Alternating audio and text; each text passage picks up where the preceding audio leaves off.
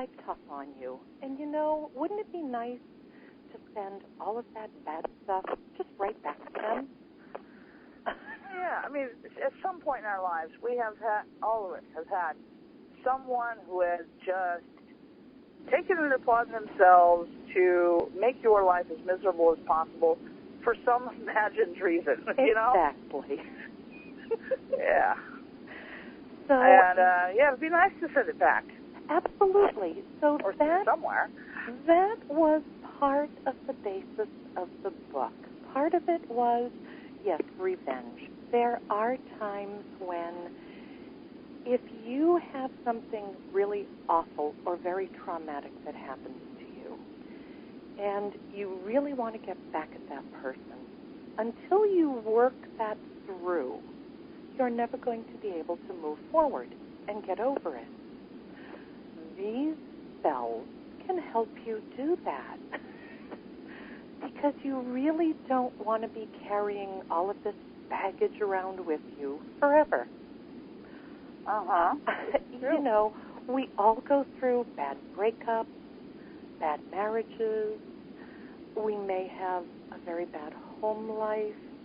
And until you learn to deal with all of these issues, how are you ever going to have a happy life?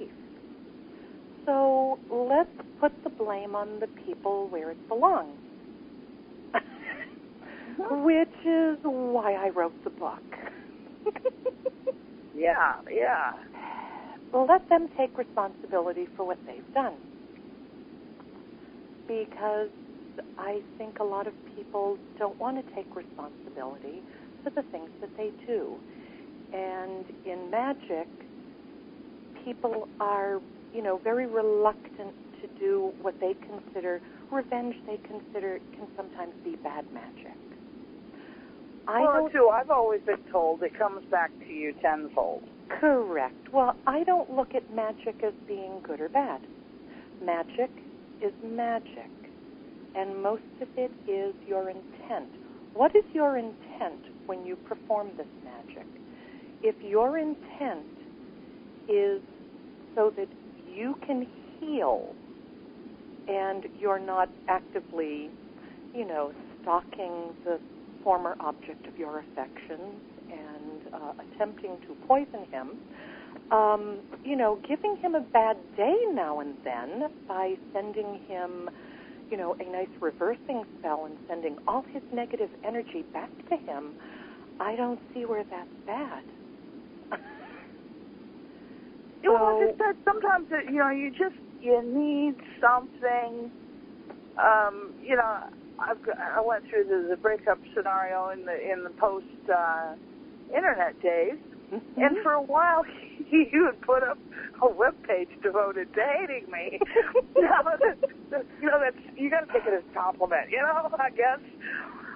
It was truly worth that much, and how I was going to I was going to destroy the whole world and stuff. He thought I was something else. Isn't that?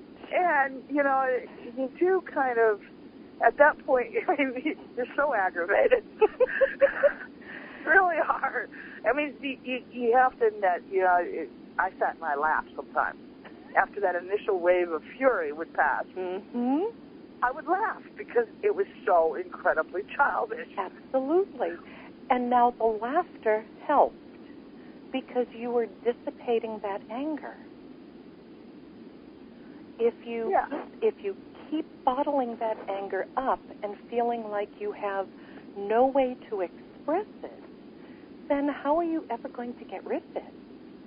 And that's why I think in a lot of times, there's actually a wonderful book that I had read.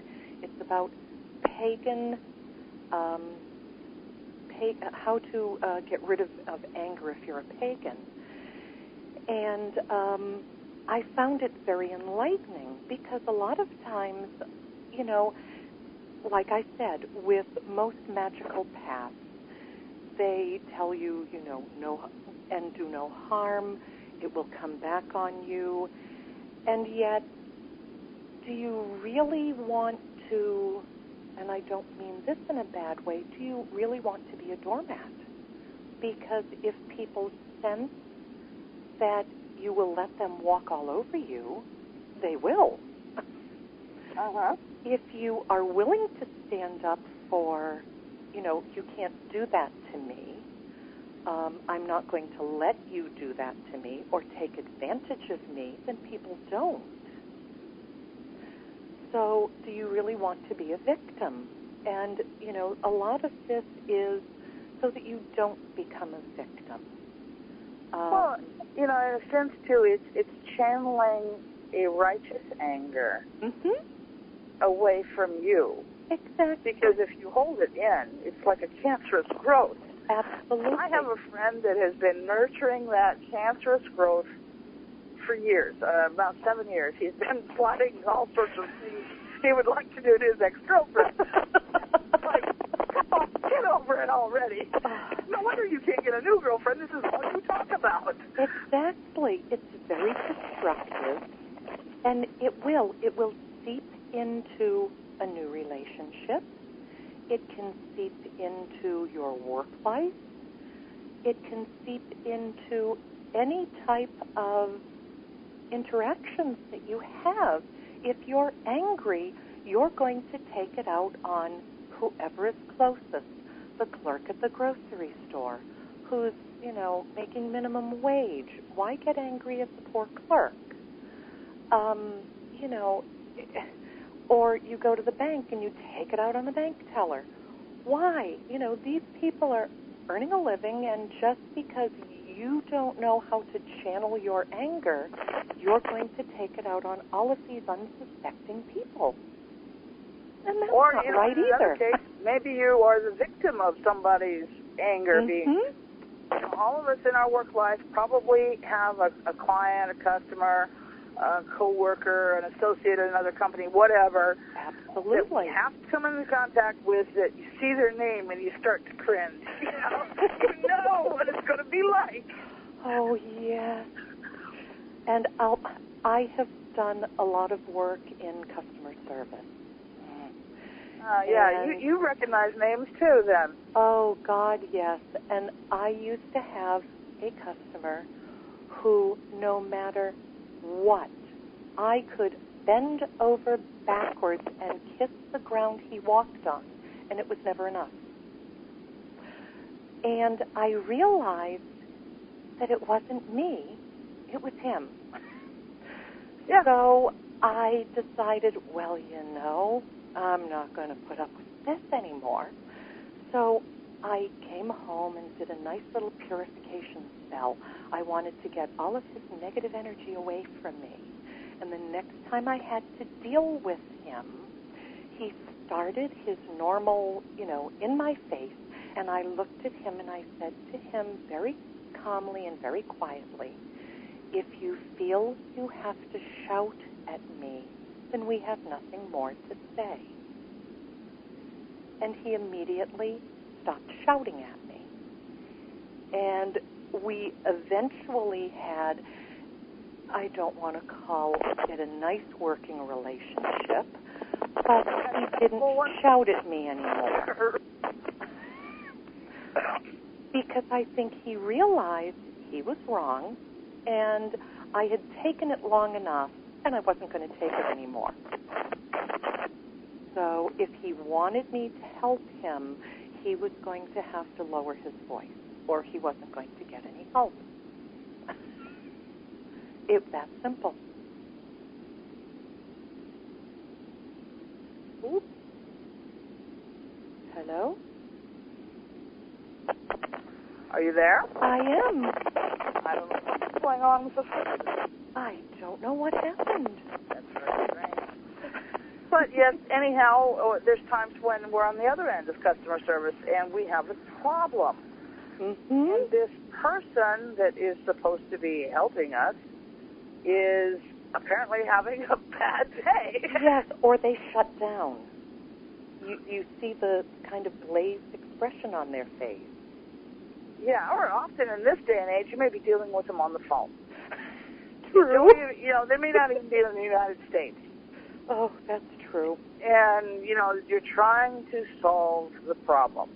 Yes. And, you're probably at that point deeply regretting making that purchase at the local company that's resulted in you having to deal with somebody in another country with dubious English at best. Exactly. Yeah. So, what do you do then? Exactly. And it's frustrating. And we have enough stress in our life without having to deal with more frustration. So why not find constructive ways to deal with your frustration? When I first talked about writing a book about revenge, some of my friends said to me, "Oh." And I said, "Well, no, you know me. I don't go around, just hurling hexes at people. That's rude." But don't you get irritated when, after the 28th call to the same company, you're still getting, "Oh, do you have a problem?" "Yes, I have a problem, and none of you seem capable of helping me." Wouldn't it be nice to send that energy back to them? Because I know when I moved cross country, you have to have a mover. And I used a national company.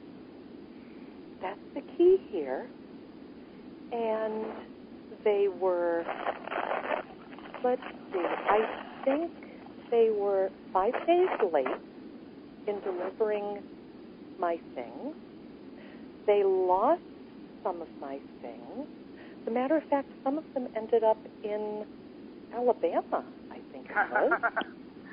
I finally got them back, and one of their drivers had gone through one of our pieces of furniture and removed some of my clothing. I was not impressed, and some of the things were damaged and broken, and I contacted the local office, and they didn't seem to want to hear about it. "Well, you can put in a claim." I said, "Fine, send me the claim form," which they never did. So I called the company where we had contracted with, which was on the other side of the world. And they were very nice. "Oh, well, you'll have to get the claim form from, the people who delivered it." So I said, "I'll fix ya." I contacted the main company, which I think at the time was in Chicago. And I asked to speak to whoever was in charge, and I ended up speaking with a vice president. They didn't know why I was calling. And I said, "I'm trying to get a claim form," and explained what the dilemma was. I had a claim form 3 days later. Isn't it amazing how that happens? Yeah. So I filled out the claim form and wrote a very nice cover letter, and not only sent it to the people that we contracted with when we started the move, but also the local company, because they actually turned out to be very nice. And I also sent a copy to the main office, and we actually got a refund and a nice letter back apologizing for the problems that we had. But it was very frustrating that you have to do that. Yeah, I had an encounter with my cell phone company, and it was over my air card. Yes. Yeah, and what it was is that my old computer had met with a sudden demise under the feet of my dog while I was on a research trip. We sort of went over a bump, and the dog went up in the air, and when she came down, she landed on the laptop case, and it was terminal. Your dog is not tech savvy, I guess. No, she's 65 pounds, and it was coming down in like a 2-inch round foot. Oh, no. Yeah. Anyhow, it wasn't pretty. And so I replaced it. Well, my old air card to access the Internet was an actual card that slid in a slot. Yes. Well, the new computers don't have that slot. No, they don't. And in addition, my old air card was not compatible with Vista. Oh.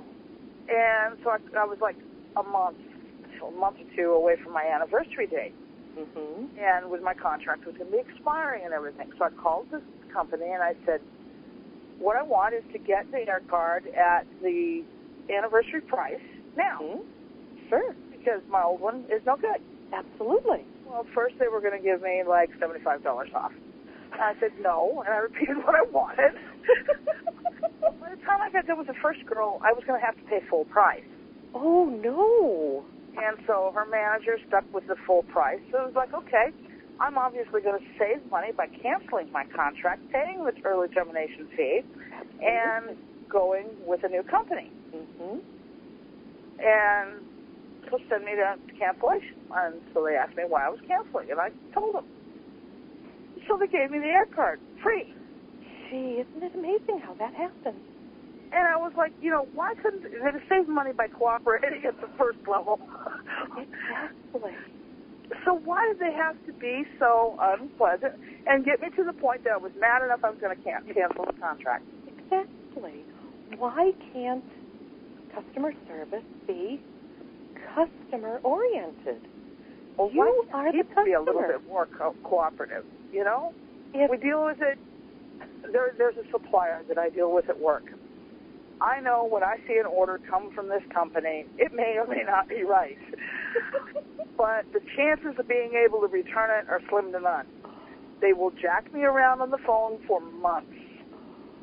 I could have sold the merchandise 7 times over before it finally dawned on my thick head. They are not ever sending that form, no matter what they tell you. And yet, I think, I don't know. I remember so many years ago, companies weren't like that. I don't know if we've just lost sight of what it is we're doing, but if every customer, say, canceled their cell phone service or canceled their cable service or, canceled their internet service, whatever it is, these people would be out of jobs. Do they understand that?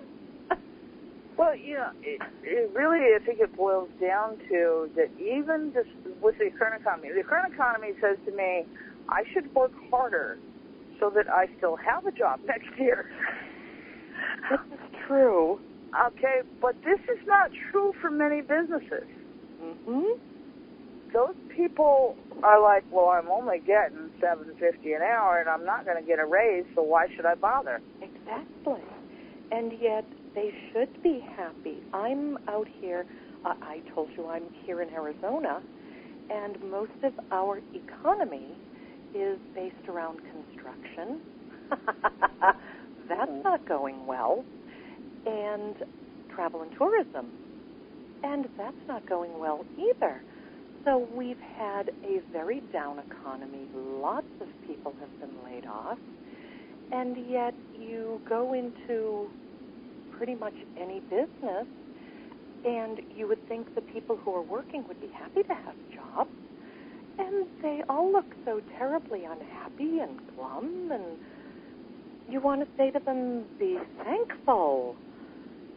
I remember the day at my business when I was managing at a building site, and they had a large group of layoffs, and we were all notified that the layoffs were coming and, when they were happening.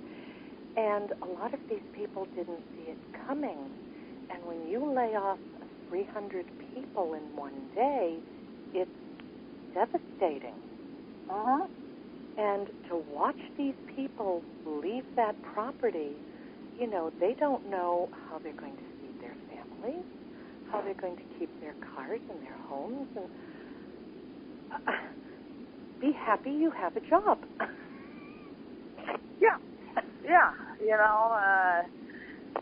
And why can't people just be happier in general? I meet so many people. You go to the grocery store, You walk down the street, go to the park, anything. It looks like half the people you meet, their hobby is sucking lemons. Yeah. They have got the most sour expression.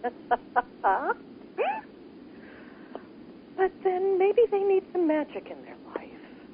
Yeah, something, because you talk about somebody who needs some purification to get rid of negativity. Oh, it's awful.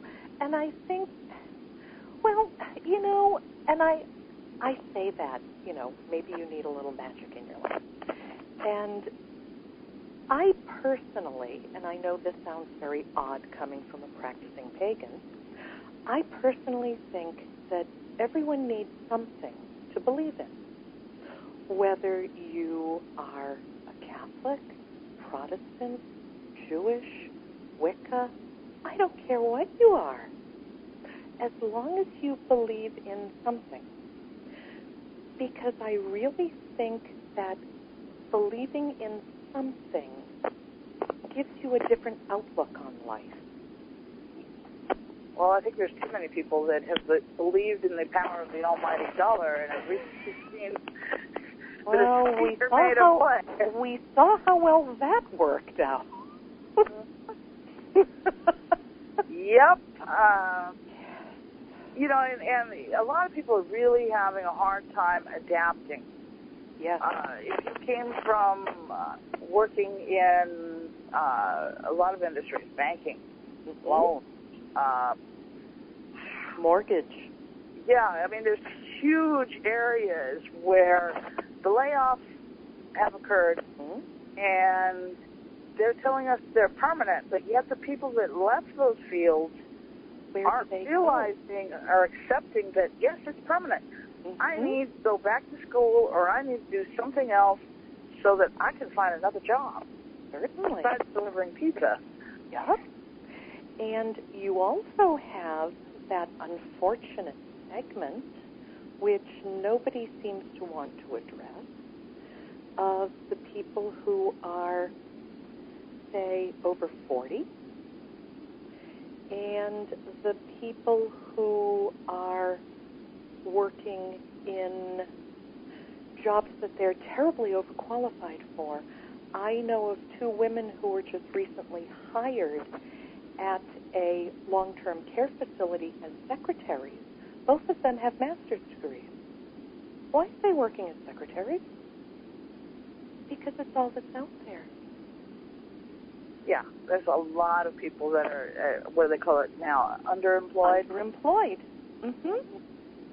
Because you have minimum wage jobs for people who have been told all their lives, in order to get ahead, you need to have a degree. So now we have a bachelor's, a master's, or several masters in, different areas, and I'm working as a bagger in a grocery store. And often, 2 years ago, they were heading a company. Exactly. Or a department in a corporation. But now, like you said, they're bagging groceries, delivering pizza, working as a secretary. Exactly. And if they're lucky. Exactly. And does this make sense? No. But how do you then rectify this? That's all fodder for my next book. Oops. Is she there? Oops.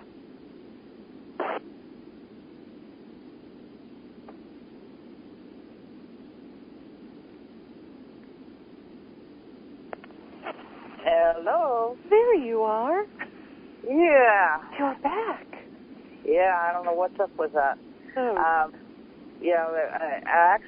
I have a new phone sitting here, but didn't have time to get it up and running before the show started. And this one's a little bit goofy, which is why it was being replaced. It's haunted. It's getting close to Halloween. It's haunted. It could be. And it's become progressively more haunted over the last 6 weeks. Oh, dear. Yeah. Halloween Halloween is my favorite time of year because it's my birthday. Ah. Well, Halloween has always been my mother's favorite time of year simply because. And she used to make me absolutely crazy. I'd no sooner get the cobwebs down, and here she comes with fake ones. See, I have to say, I really hate spiders. Oh, To me, spiders, there's one way to deal with them. You get some toxic spray. Hairspray works. Foaming bathroom cleaner also works. You spray them until they're suffering from convulsions from whatever toxic thing you sprayed on them. Oh, absolutely. And while they're having their convulsions, you get a 2x4, preferably at least 8 feet long, smash them. Then you refuse to use that part of the house for months because there's bug guts there. Yes. There you go. Yeah. Yeah, I have to deal with bad things out here. We have scorpions. Yes, I lived for many years in Arizona, and I've been stung. I've had many close encounters. One night, I was irrigating a pasture, and I was walking across like a big turnaround, a central turnaround area on the property. Yep. And the dirt in Arizona, for those of you who are not familiar, it's light colored. So even at night, without a flashlight, it's easy to see anything that's there. Exactly. And I saw something dark against the light-colored soil, and I'd flipped my flashlight, but I didn't see it again. So I thought it must have been a shadow or a rock or whatever, And I keep walking. I'm just wearing flip-flops and shorts, And keep walking, and then I see something right beside my foot. Now, I was fairly alert because this area had a lot of rattlesnakes. Ooh, yeah. So I shine the flashlight down. That's when I let out, as my mother called it, the spider shriek. There is a scorpion, and I am not kidding. It was as long as my foot. Oh, they can get big. The tail was bigger around than any of my fingers at the time. Oh. And it was just huge. So creepy. Oh, yeah. Oh, yeah. And then there's also a lovely creature that was referred to as Earth Baby. And the vinegaroon. Mm-hmm. And the giant centipede. That's another real big favorite of mine. I could hear them walking across the floor, and I would have the screaming hissy fit till it was found. Oh, no. Because if the cat finds it first, it's going to wait until I go to bed, and it's going to get under the bed with the scorpion, and it's going to crunch it like potato chips. Oh, yes, they do. I had a cat that used to like to eat crickets. And they would crunch. Oh, that used to just, that would unnerve me. Well, imagine having, 30 or so pairs of legs to crunch on. Yes. Yep. Yeah. I really, really, really hate it. But, oh, yes, scorpions, they just, they're creepy. And they walk creepy, and they look creepy, and, Yeah, Arizona really did have its fair share of creepy, crawly, sticking things. Oh, yes. But you can't beat the weather. Pardon? You can't beat the weather. Oh, I have to admit, nights like tonight, I really miss Arizona because on the desert, everything cools off at night. Dramatic temperature drop. In Louisiana, it may rise during the night. And the humidity is also a real treat, yeah. Oh, yes, because I've lived on the East Coast. I lived in New England, and I lived in the Mid-Atlantic. Mm-hmm. And it's very moist all the time. Yeah, I think the first month I lived here, I must have asked a half dozen people, does your hair ever mildew? Mine hadn't been dry yet. Not even an air conditioning. Oh, no. I moved to Louisiana in July. Oh, bad time of year. Well, I don't know if there's really a good time of year because going from high desert, because I lived in northern Arizona on the plateau last decade or so. Okay. And going from high desert to low swamp was a big shock. It is. It really is. Now, I have lived in Arizona twice. The first time I moved out in November. That was really nice. Oh, it was beautiful. I didn't need a coat. I thought that was really exciting because I had lived most of my life in New England. And no coat in November. I didn't know what to do with myself. Kind of fun. The second time I moved back, of course, I had lived in Arizona for 4 years, so I knew what to expect. But I moved in April, the end of April, and it was still very cool in New England. And I probably looked very odd getting on the plane because even though I had jeans on, I had a T-shirt and no jacket. I had managed to pack that in my suitcase once I got to the airport because I knew when I was going to get off the plane, it was already 90 degrees. And I wasn't going to need a jacket anymore. Yeah. I do remember, though, living in northern Arizona, I worked in tourism, and I remember people coming to visit, sometimes, December, January, February, March, and they would be very ill-prepared for the fact that it was cold. You get snow in northern Arizona. Right, and, you have to explain to them that, if they'd done their research, they would have realized that Arizona, the climate is determined by altitude. Absolutely. If you're staying at low altitude, then no, you won't need a coat. But even in the summertime, if you're going to high altitude, you're going to want a coat. Absolutely. Flagstaff, going up to the canyon, you could be prepared. The canyon is already getting frost. Actually, I have been at the Grand Canyon, the North Rim, in August and been snowed on. Absolutely. Yeah. I do have a question from the virtual auditorium for you, though. Oh, yay. Yeah, they want to know if you have ever visited Sedona to investigate your own feelings of high strangeness. I have visited Sedona on a number of occasions. I love Sedona. It's a beautiful city. The Red Rock. I don't think I've ever seen red rocks anywhere else that are like that. They're so magnificent.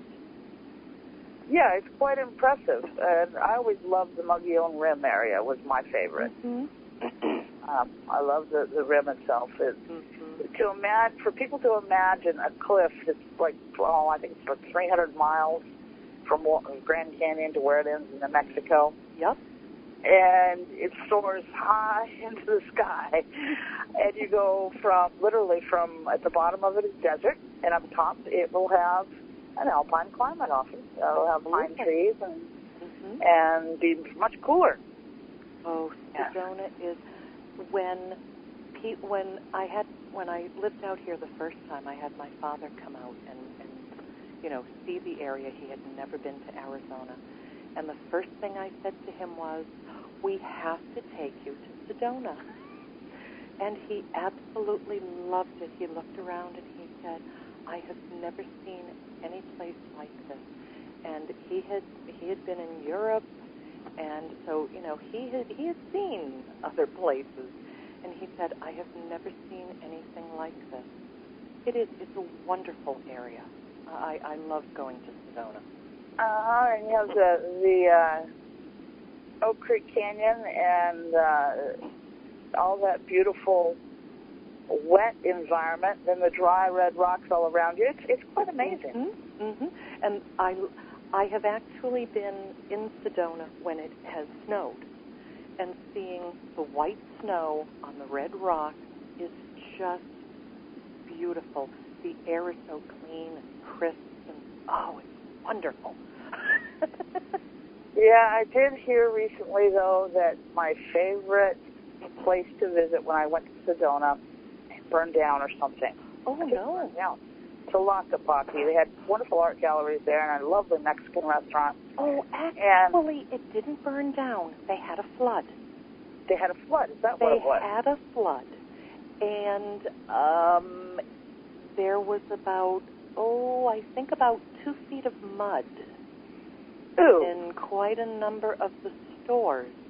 But all the people in Sedona got together and came out after the rain and after the flood, and they were helping all of the business owners shovel out the mud. That's a good thing. That's an example of positive energy. Exactly. But the people in Sedona are like that. Uh-huh.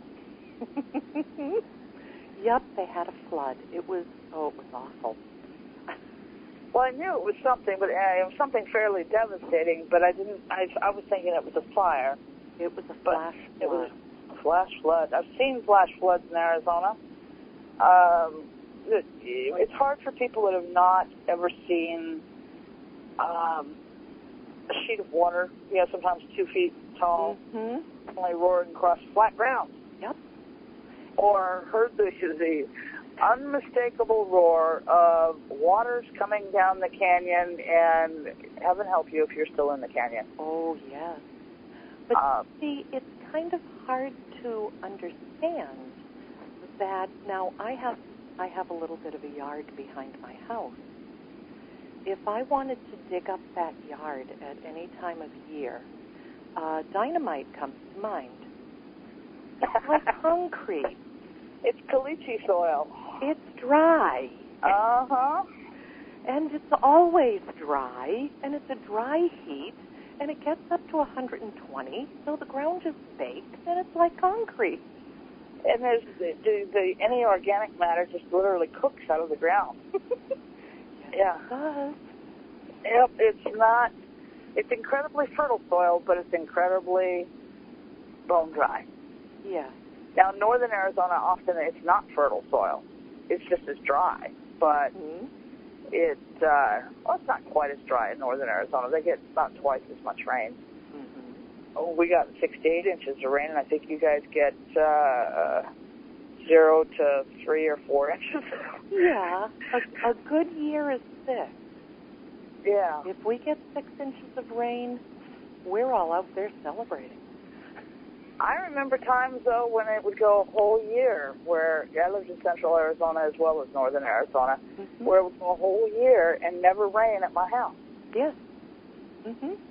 That's very possible.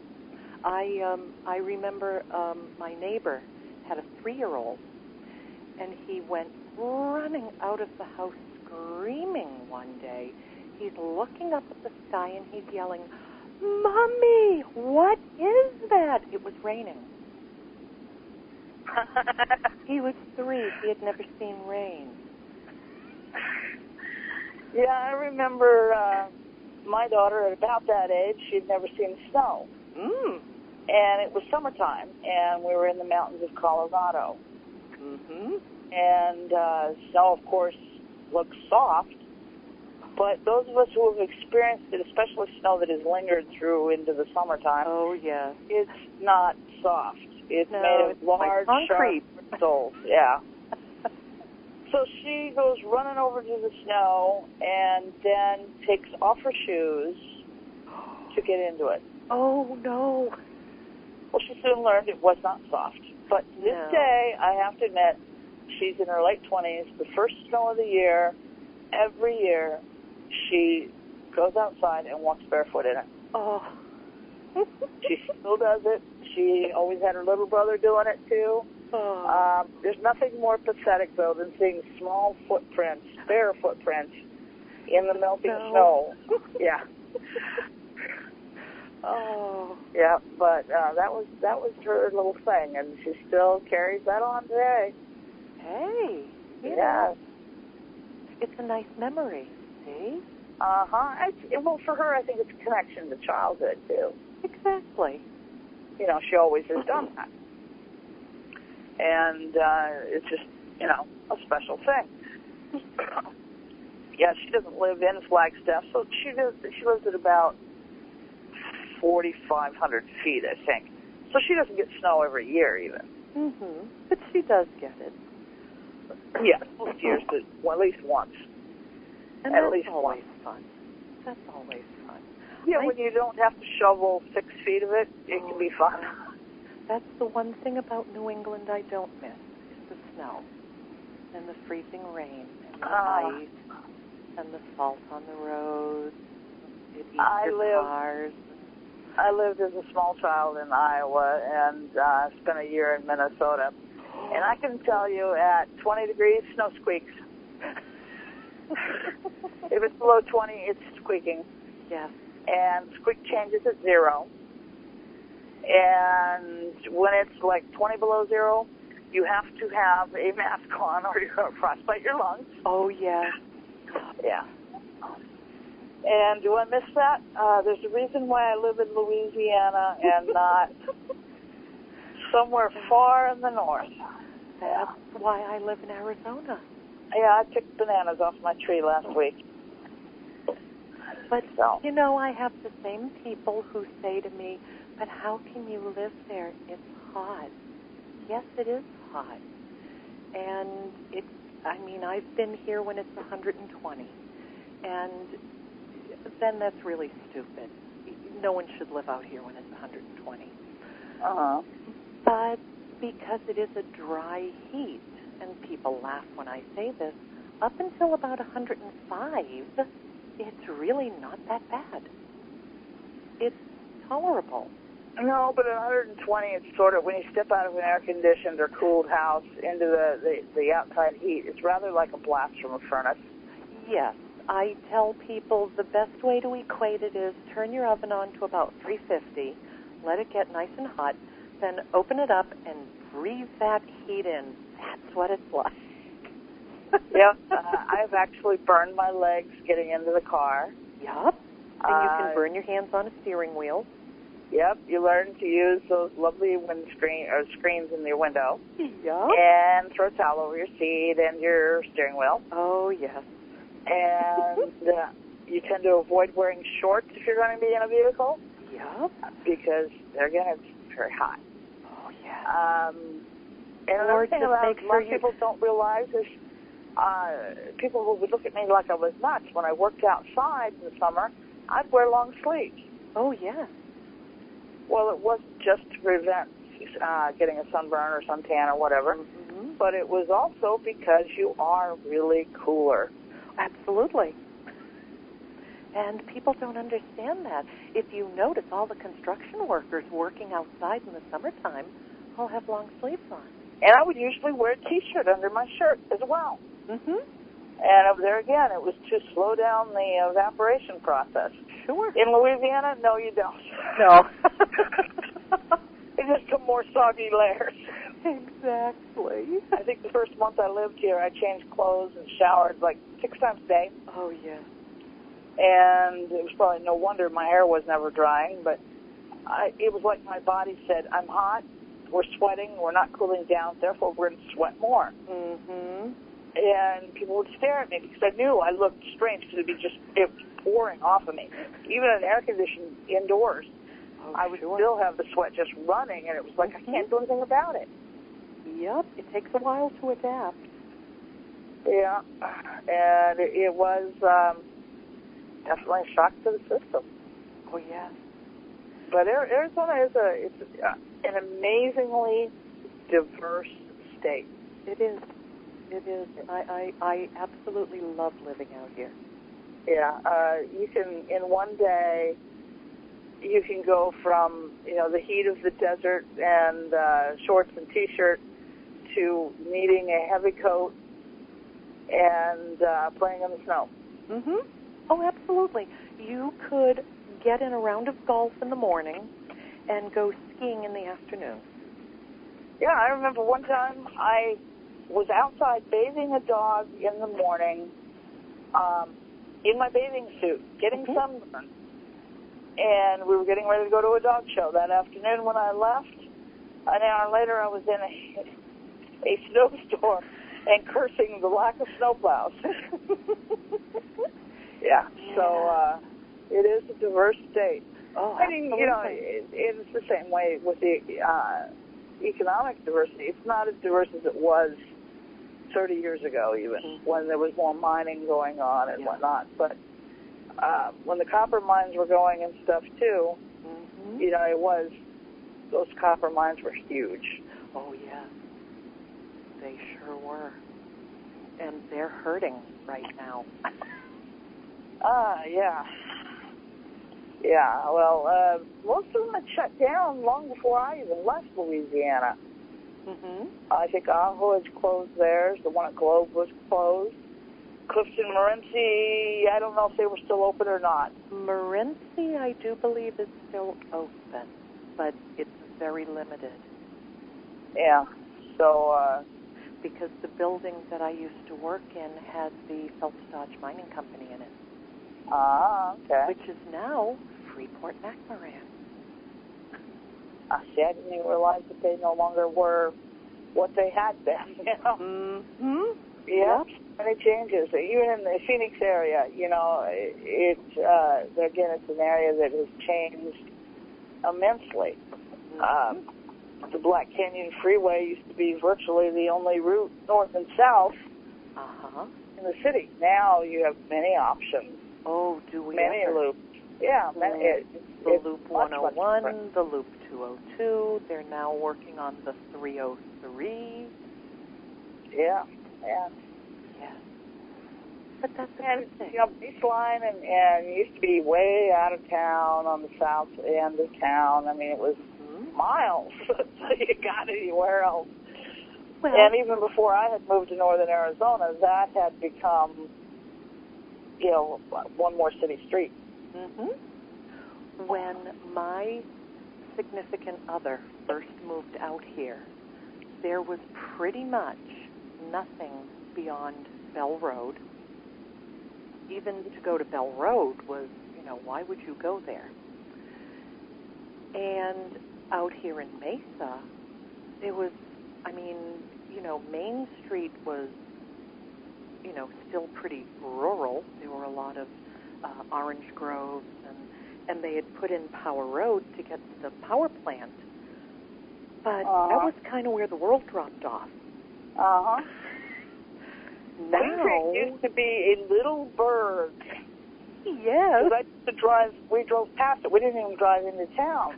My aunt and uncle, I had an uncle that worked for the feedlot out by Queen Creek, which I think has been swallowed up by Queen Creek. Mm-hmm. And they had, you know, a peach grove out there and all sorts of other stuff out there. And it was the boondocks. And then it was miles of boondocks till Florence, and Florence was another one of these places that, you know, a good gust of wind and it might have blown away. Absolutely. Other than the state prison being there. And now it's huge. Oh, yes. I hadn't been there in years, and I was there, I guess about 7 years ago. And it was like, whoa, I didn't even know my way around. And it's changed even more since then. Oh, I'm sure. I'm sure the kind of growth that it's been having. Oh, sure. Yeah. Because now Chandler and Gilbert are, you know, two up-and-comers, along with Queen Creek,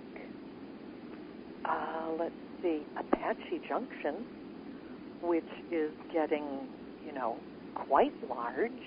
Well, it was large even 30 years ago. We used to make jokes about you didn't go to Apache Junction between October and May because of the drivers who you swore had a license on the condition they left their home state for the winter. Well, now that's Mesa, I'm afraid. They're on Mesa. And they're here. They've arrived. And, you know, and the thing is the economy depends on them, you know? Yes. But guess what? It is time for us to take a break. Okay. Okay, folks, do stay tuned, and we will be right back. While we're gone from your computer, check out the website, www.exogenynetwork.com, and we'll be right back with Claudia Dallaire.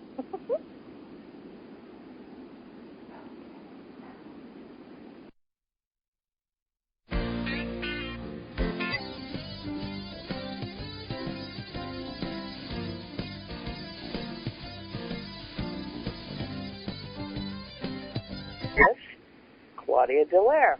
Once again, I would like to remind everyone, though, to visit the website, www.exogenynetwork.com. You can sign up for the newsletter, wander around, explore the website, let me know what you think of it. There are links there to take you to blogs, Twitter, and even Facebook. There's a page there for Claudia as well if you want to read more about her. If you have a question you wish to have asked, you can email it to me at giascott@gmail.com. I am monitoring the email during the program with Claudia Dallaire tonight, and I'm going to try real hard not to miss anything.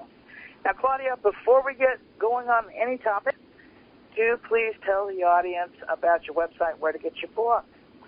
Well, I am very tech impaired. I don't have a website yet, but I'm looking at blogging.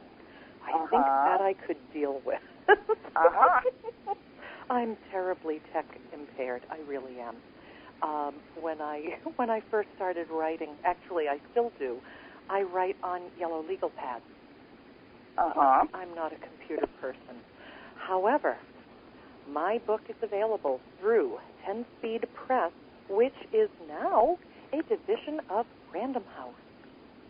Why, that's good. It is also available on Amazon.com. And I do believe you can probably also find it on very possibly Barnes & Noble or Borders.com. Okay. Plenty of places, huh? Oh, yes. And the book is Egyptian Revenge Spell. And didn't you also have another book that you had done?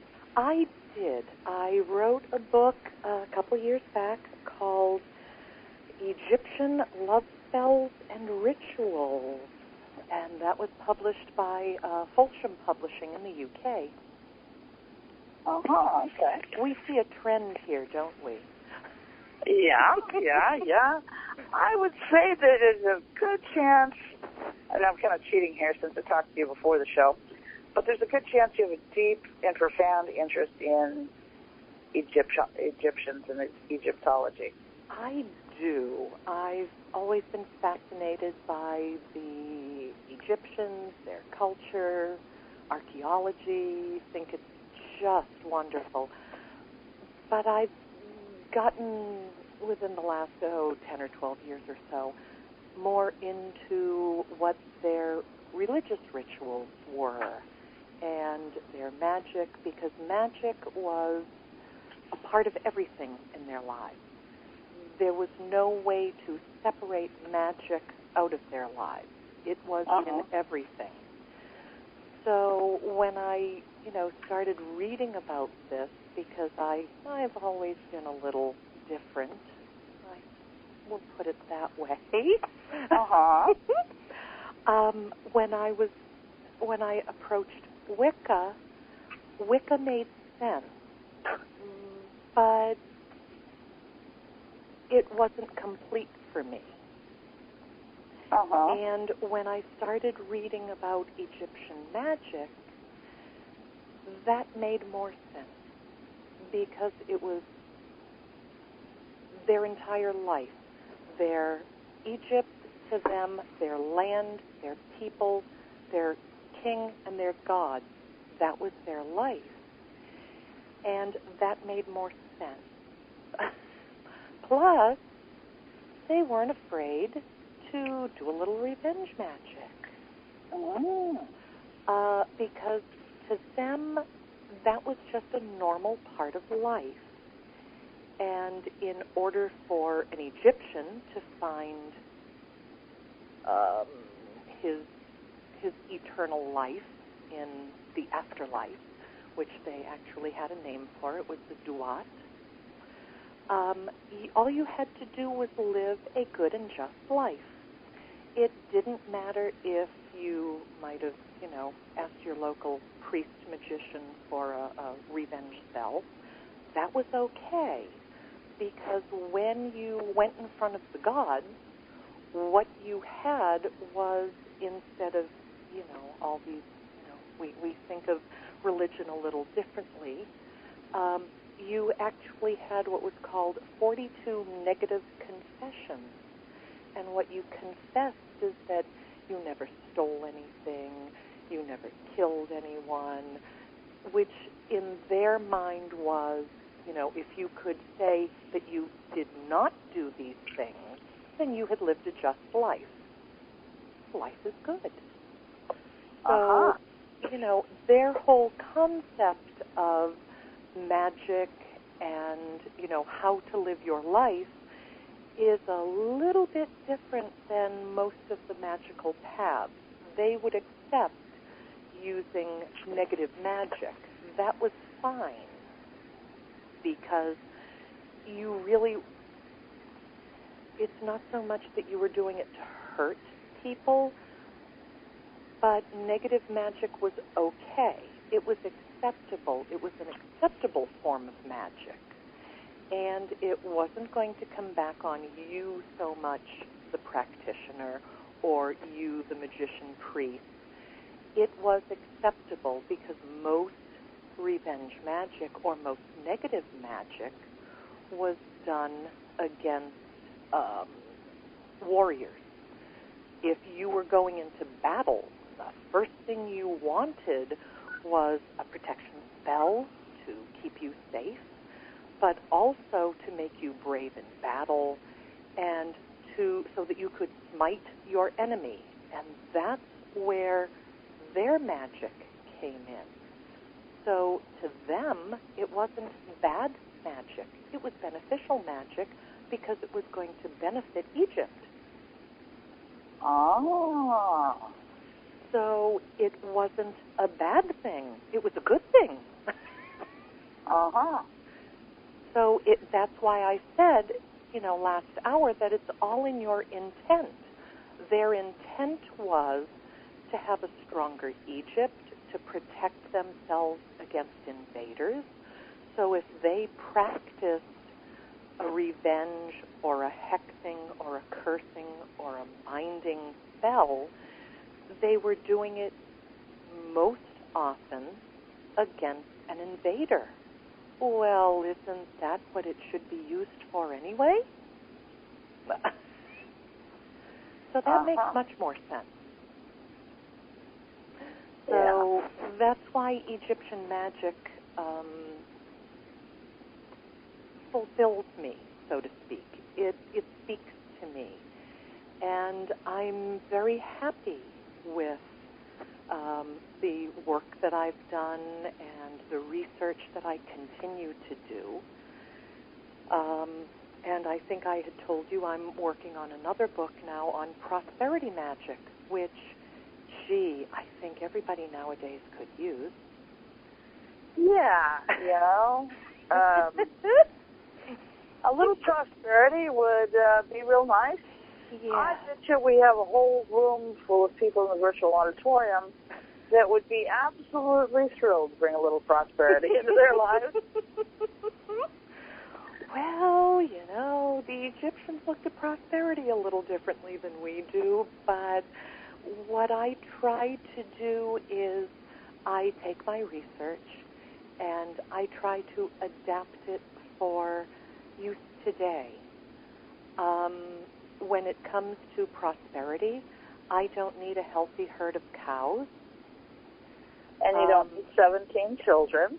I don't need 17 children. But I would like to find a really good job near my house and a publisher that I like working with. And I have to say, 10 Speed is just wonderful to work with. But these are things that are important to me. And the Egyptians had no monetary system. So, they don't have a spell that says, I need money. Because that meant nothing to them. There was no such thing. So I've taken the research that I have gotten from quite a lot of sources. I have a personal library at home. And I then take their spells and adapt them for use today. If someone wanted to practice Egyptian magic today, just like they did in 2009 BC, they could. And the gods would understand them.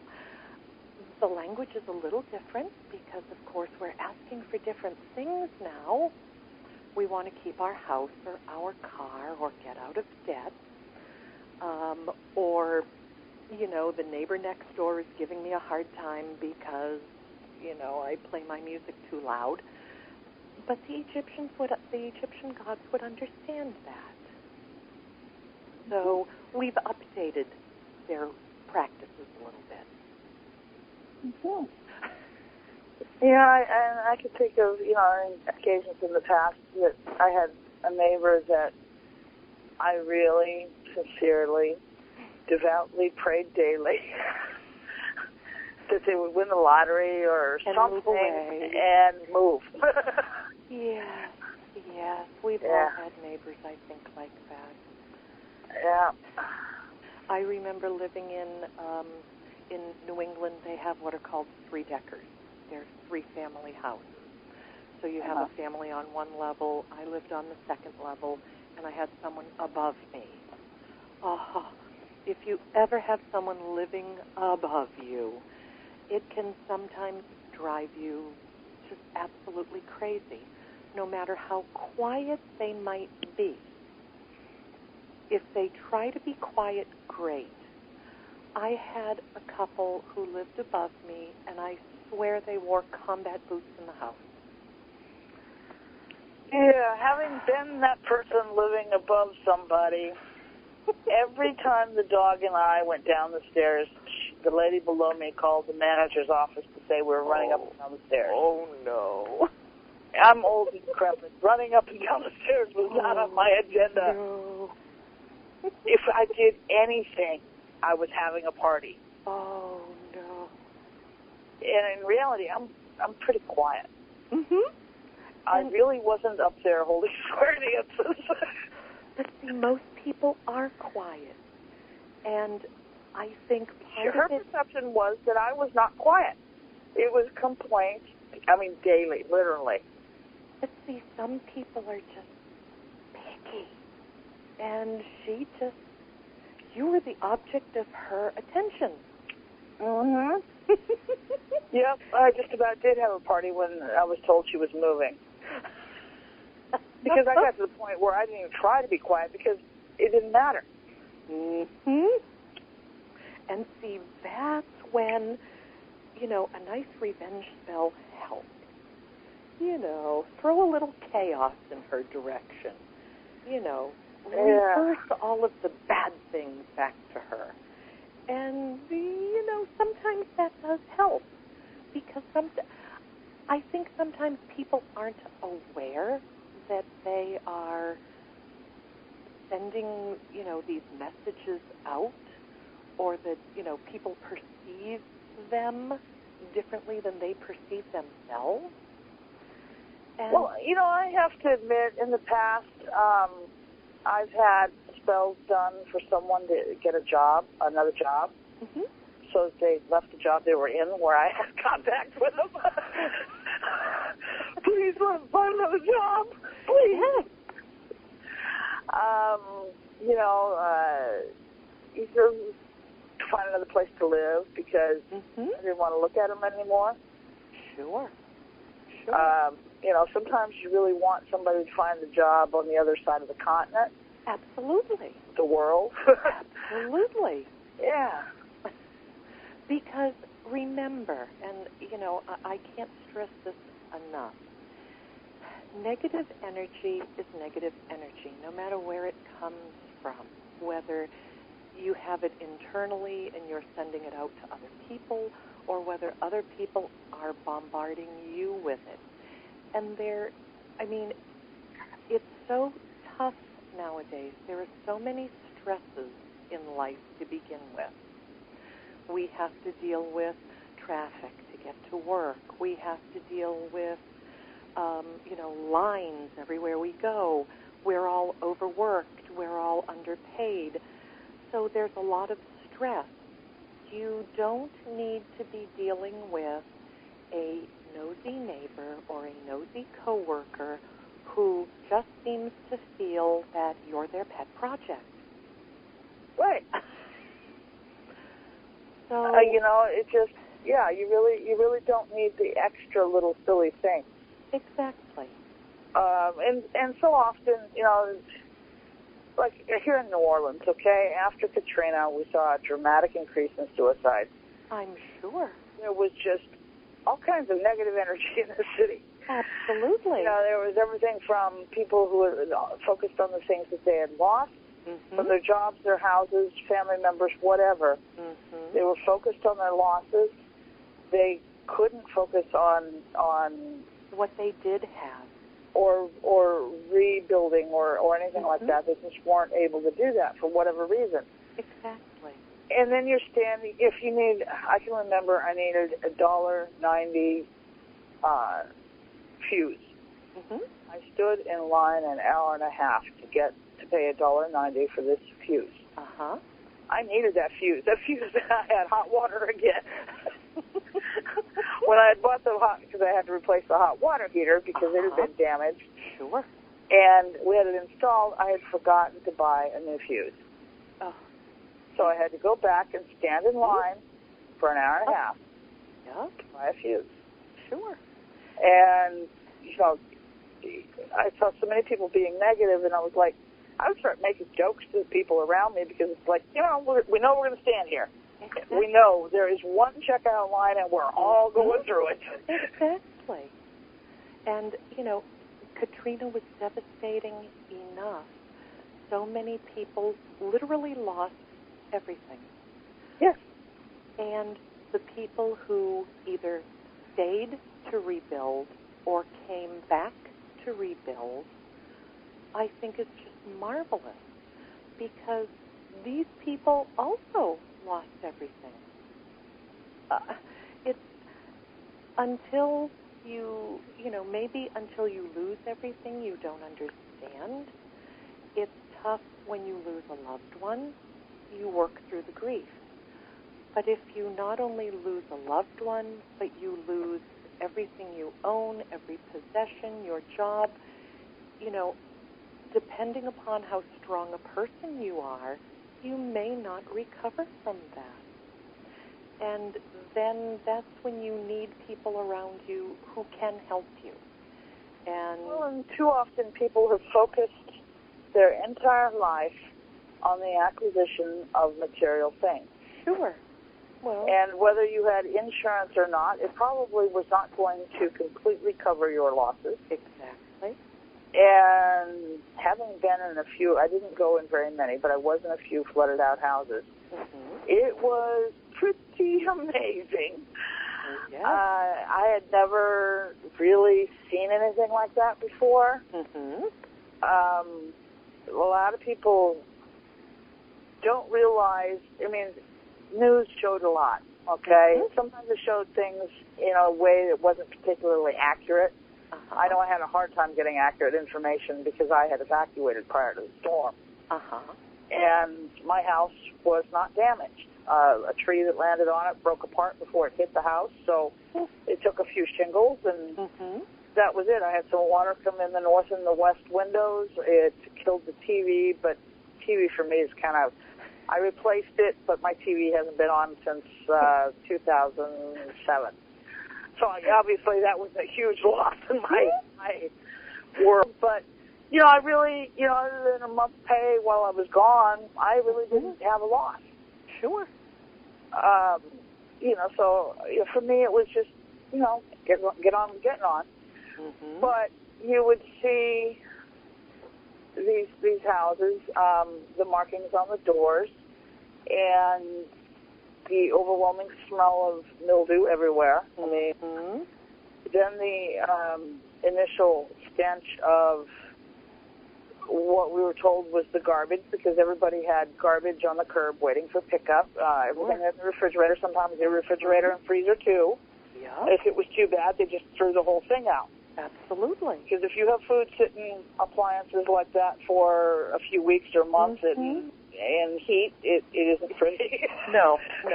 Get the hazmat team. Yeah. I mean, they'd be duct taped shut, and, you know, the smell's still coming out of them. And then there was the chicken warehouses where they had frozen chicken on the river. And obviously they weren't too good either. I know there were times when, if the wind was wrong, to make my gag reflex go away, I would actually use, like Vicks, Yep. and coat my nose. Mm-hmm. Couldn't smell anything because it was horrible. Sure. It was horrible, and it took quite a while for that to go away. You know, and knowing that they brought corpse dogs in, and yeah, that stuff was all depressing. Sure. Everybody had a sad story. Mm-hmm. I felt guilty because I didn't. Mm-hmm. You know, it was like I didn't have any of the grief. I didn't have trouble with traffic when I evacuated. I didn't have trouble finding a place to stay, even with 2 dogs and a cat. Yep. I didn't have any problems. It was like I was charmed. And, you know, you listen to everybody else, and I can remember a news station actually came, and they wanted to interview evacuees. Mm-hmm. And I told the reporter, I said, you don't want to talk to me. I don't have a sad story. You know, but everything went well for me. You were one of the lucky ones. Yeah, you know, right down to when I got to the Texas state line, I didn't know where I was going.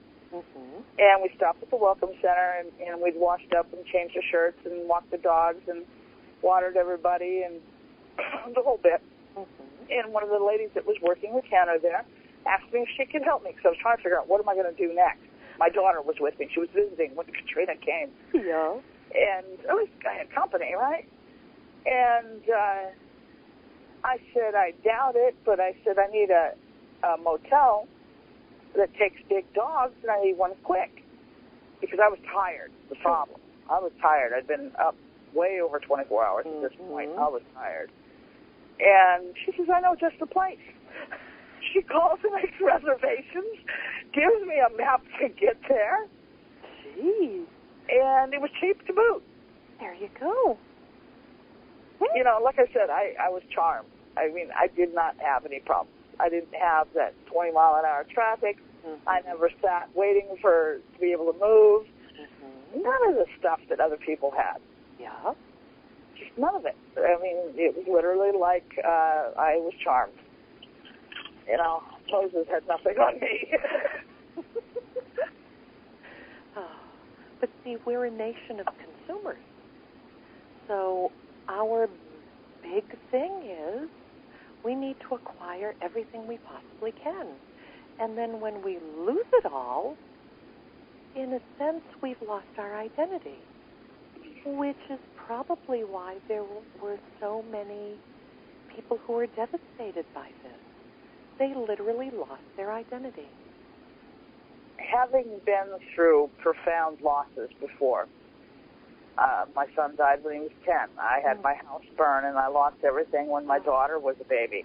You know, having been there, done that, I can remember when the news came on and they said that Kenner was underwater and New Orleans is underwater, and I live in Metairie, which is in between the two. So logic tells me if both sides are underwater, the middle's underwater too. Absolutely. And so it's like that moment you're going, you've lost everything. You don't know if you're going to have any reason to ever go back. Mm-hmm. And my daughter, I'd given her a tea set for her birthday, and we had not brought it with us when we left. And she looks at me and she starts, I left the tea set. And looking back, it was so silly, but for her it was a big deal. She had not been through loss like that before. And it was like, you know what, I got the things that matter the most. I've got my daughter, I've got my photographs, I've got my 2 dogs, and I've got my cat. You know, and if I have to start over someplace else, well, I've done that before too. I can do this, you know. Exactly. I can do this. And you know, it really, everything always worked out for me. And like I said, it was like I had a charmed experience. I met nice people. I didn't meet weird people. Yeah. So, but see, for every good story, you hear so many that are just awful. Oh, I heard some really terrible ones. I heard some really terrible ones. And, you know, I did. I actually, I have to admit, I felt guilty because it was so easy for me. Sure. You know, even when I came back, I was going to come back, but Rita, another hurricane was coming in, and nobody knew for sure where it was going to go. Yeah. So I said, you know what? I didn't stay gone as long to go swimming now. We're just going to stay here, the storm passes, and then we'll leave. Sure. And to me, that was a logical thing. You know, I've been gone 3 weeks. Another week is not going to make any difference. Mm-hmm. So, yeah. Very smart. Yeah. And, everything did work out fine for me. But, you know, what I wonder really what the difference is between people that do have the charmed experience and those that do not. Maybe attitude. You have a very good attitude.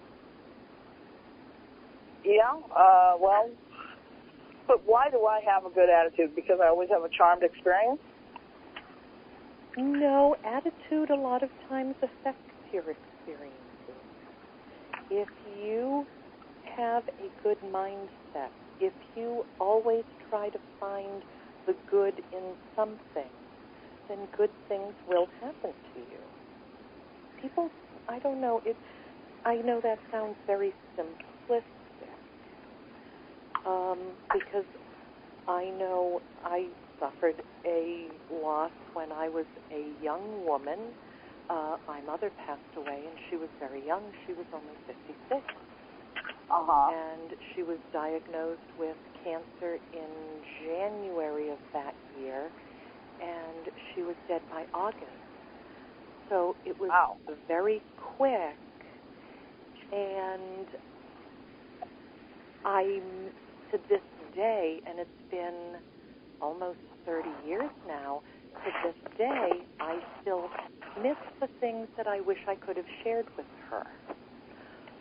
But at the same time, I still feel that she's with me in a lot of ways, because the way she raised me, she was a very positive person, and no matter what happened, even in her illness, nothing made her angry. Nothing, I don't think I saw her cry except twice. The day they told her how much longer she had, and the day she died. Other than that, this woman was probably the strongest woman I had ever met in my life. And she is the woman I aspire to be. Because nothing, she was unflappable. Nothing got her down. She always found the good in everyone. And she always seemed to just radiate that. And I think that leads to good things. Granted, she got a bad disease and died. But she's left quite a legacy. And I think that's the important thing. Oh. I sometimes feel that she still guides me, because I never would have even thought about writing if it hadn't been for her, because she taught me that I could do whatever I wanted to do. So, yeah. I think everyone needs a person like that. So, well, even with me, my son, as hard as it was losing a child, and as depressed as I could get at times, the one thought, and this may sound really silly, but the one thought was meeting him in the afterlife, whatever you want to call it, the afterlife, and having to explain to him that I was not as wonderful as he thought I was. Now, that would be enough to put starch back in my backbone. Exactly. Because I could do anything in his eyes. You know, there wasn't anything I couldn't fix. Exactly. So, see, you have the right attitude. You have seen loss, and devastating loss. It's devastating to lose a child. I know my college roommate lost a child when he was 18. So it's devastating, and I remember listening to her grief, and it's heart-wrenching. But now her life is better now. She will never forget him. People think, oh, you go on, you get over the grief and you forget these people. No, you never forget these people. No. They are always a part of your life. You just have a different life now. When you talk about loss and people focusing on the material things, I think for me the loss that I fear the most is the loss of my mind and therefore my memory. Because for me, it's the people that I've known and the things that I've done that make me who I am and define my experience. Sure. So to lose them would be a devastating loss to me. But then on the other hand, I think, well, if I lost my memory and my mind, I wouldn't know I lost it. So that's true. And would you it be meet as profound? New people every day. Yes, and we can joke about that, but I had a head injury that left me with no short-term memory for a short period of time. Oh. And, in the years afterwards, I recovered and regained my memory, and I don't forget things any more often than anyone else does. But I met someone who did not recover. Oh. And she was lost. She could not have a normal life. And, I guess for me it was kind of because I was kind of being hard on myself because I was so paranoid about the memory thing. And seeing her and seeing the difference in our lives. Because this was a brilliant woman. She'd been valedictorian in her college class and the whole bit. And had the car accident and a very similar head injury to what I had. She ended up in a coma, whereas I didn't. And I recovered, and she didn't. Wow. And, it was there, but for the grace of God go I. Sure. It was really brought home. And, so it did make an impression on me. And it's so difficult. I know I had an aunt who lived to be 95, and yet she didn't recognize me, and I would go to visit her. Now, she had met my significant other maybe 3 times. She knew him. She didn't know me. She had known me all her life. So that was kind of tough. But now I have an aunt who's going to be, God bless her, 99 in December. And she's sharp as a tack. She lives in Massachusetts, so I call her every Sunday.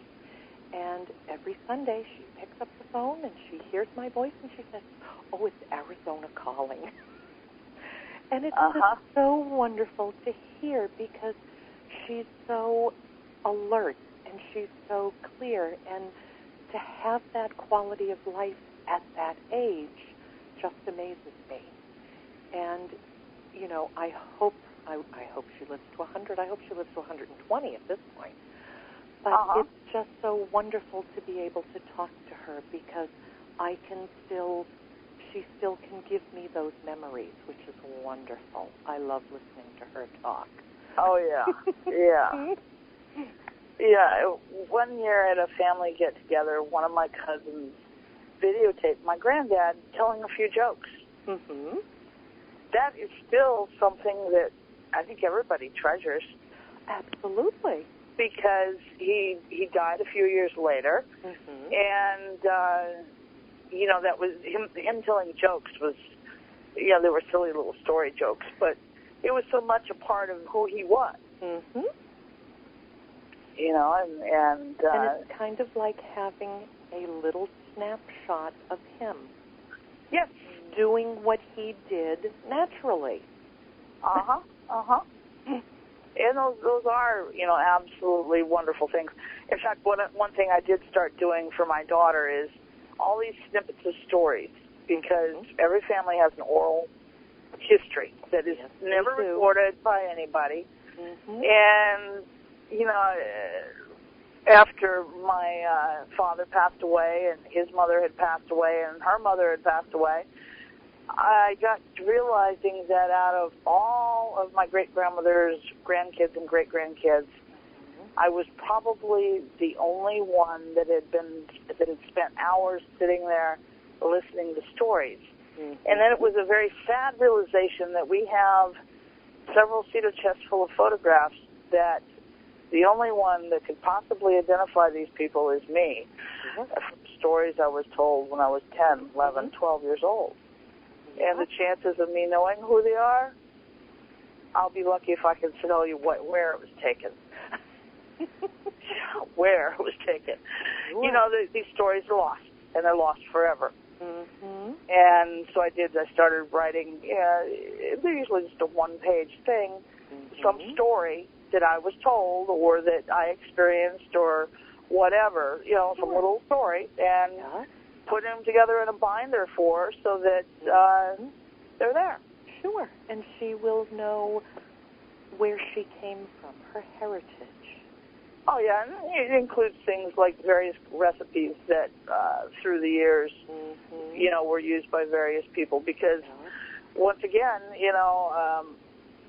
often do you hear somebody say, I wish I had my grandma's recipe for whatever. Oh, yeah.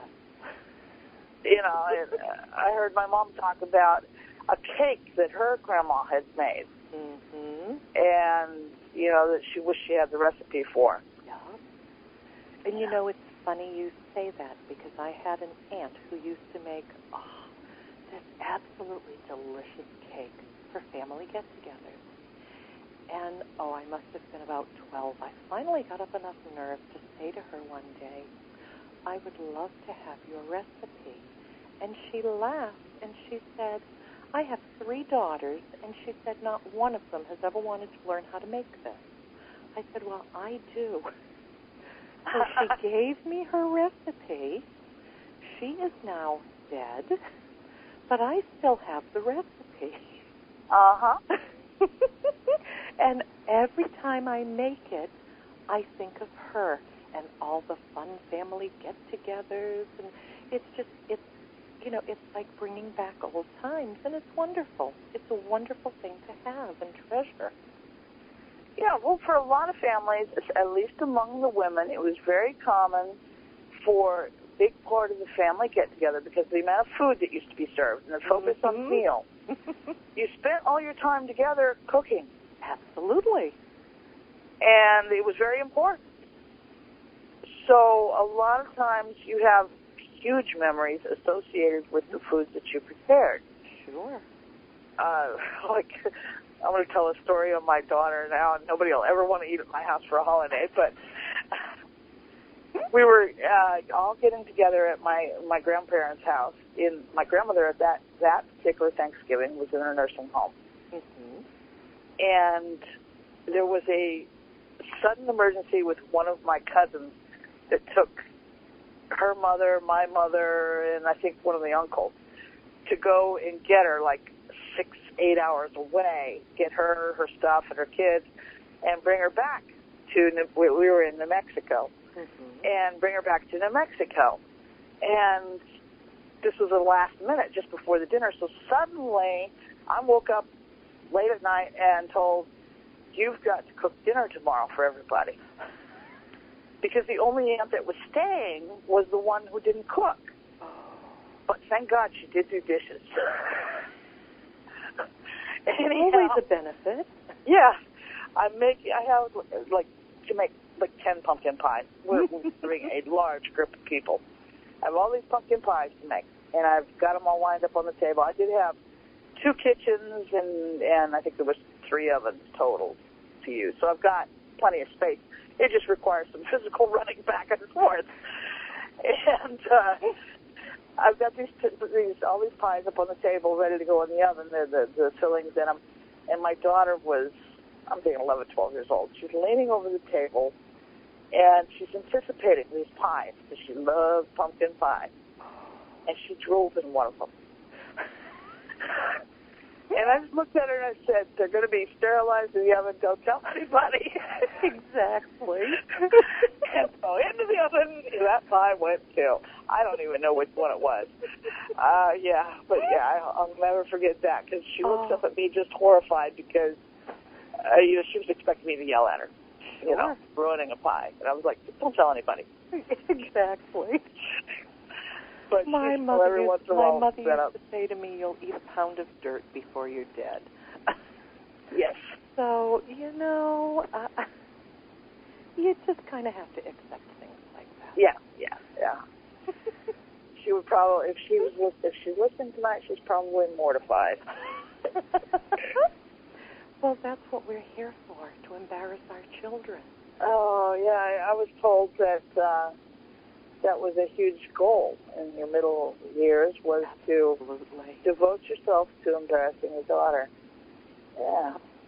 She's going to be here next week, so I'll get an opportunity again. There you go. It's been a while since visited me.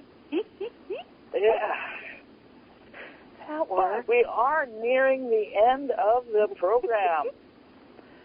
So please tell everybody where they can get your books again so we don't run that to the last minute. This has been wonderful. The name of the book is Egyptian Revenge Spells. It's available through 10 Speed Press, which is now a division of Random House. And I know it's on Amazon. As a matter of fact, there are a couple of reviews on Amazon.